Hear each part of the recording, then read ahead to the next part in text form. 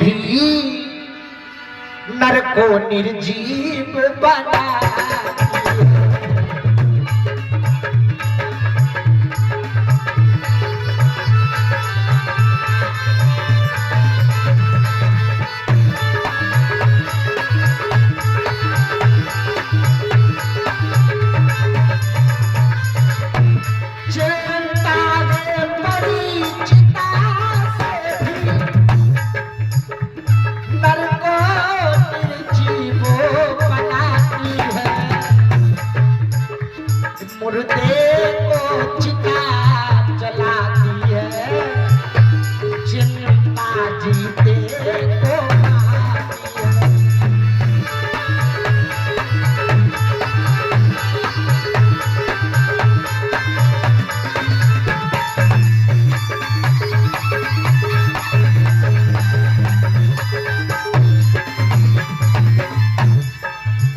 वशिष्ठ जी कह रहे हैं दशरथ से, और महाभारत में दुर्योधन से शकुनी कह रहा है, भांजे ये चिंता रूपी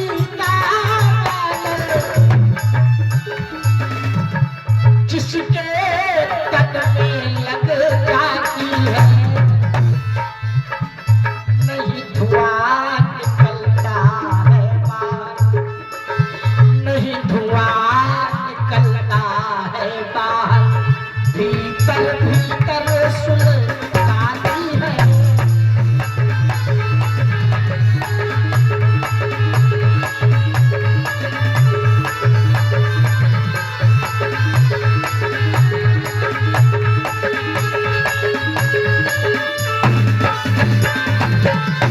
चिंता नहीं करनी चाहिए, किंतु भैया दुनिया में ऐसा कोई नहीं है जिसे कुछ चिंता ना हो। चिंता सांपिन को नहीं खाया, को जग जाहि न व्यापी माया। दुनिया में ऐसा कोई नहीं जिसे चिंता ना हो, पर कुछ अर्थ की चिंताएं हैं, कुछ व्यर्थ की चिंताएं।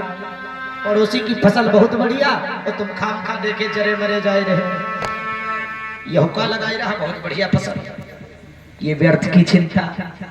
और अर्थ की चिंता क्या है? कुछ चिंताएं अर्थ की है, जैसे कि हमारी क्षमता से अधिक सर पर कर्जा हो जाए, फिर चिंता करनी नहीं पड़ती, स्वयं हो जाती है। ज्यादा कर्जा हो जाए, चिंता करनी नहीं पड़ती। घर में बेटी जवान हो जाए,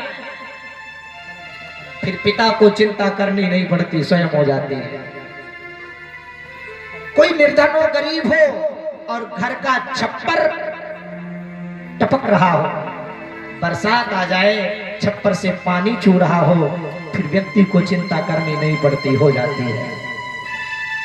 एक और चिंता है, जिस कमरे में आप रोज सोते हो, अचानक शाम को उस कमरे में आपको सांप दिख जाए और फिर वो सांप ना मिले, दिखे और ना मिले, फिर बताओ उस कमरा में आपको नींद आएगी? ये भी एक चिंता अर्थ की है। किंतु दशरथ जी से वशिष्ठ जी कहते हैं, राजन ये व्यर्थ की चिंता है। अरे पुत्र के लिए इतना परेशान हो, तुम्हें मालूम है अगर सबसे बड़ा दुश्मन कोई होता है तो पुत्र ही होता है। सबसे बड़ा मित्र भी होता और शत्रु भी पुत्र ही होता। कैसे? आपकी शादी हुई,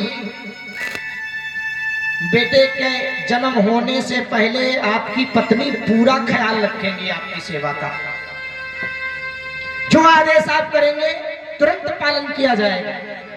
और जब एक पुत्र का जन्म हो जाता है,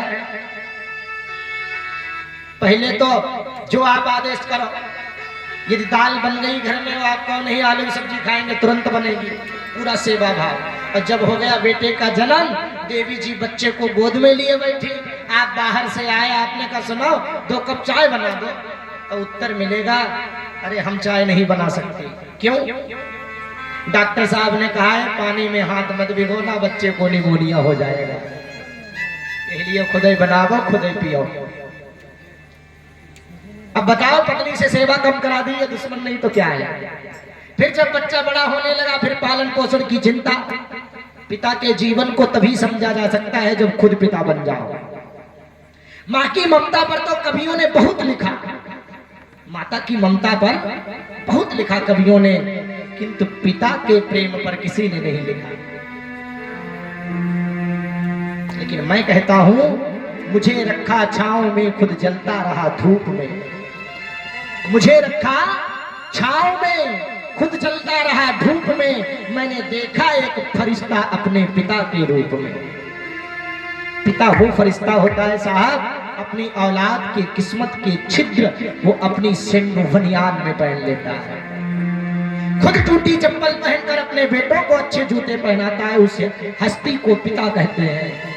पिता की महिमा में कितनी भी गाऊं, लेकिन समझ में तभी आती है जब स्वयं पिता बन जाओ।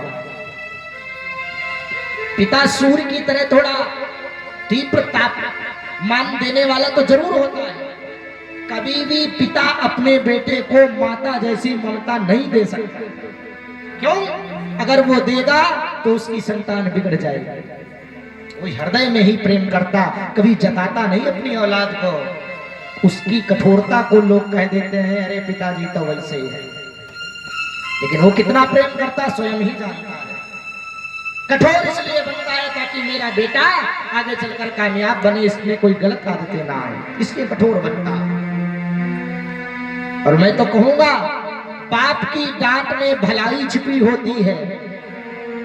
बाप की डांट में भलाई छिपी होती है, दूध में जैसे मलाई छिपी होती है। पिता जो है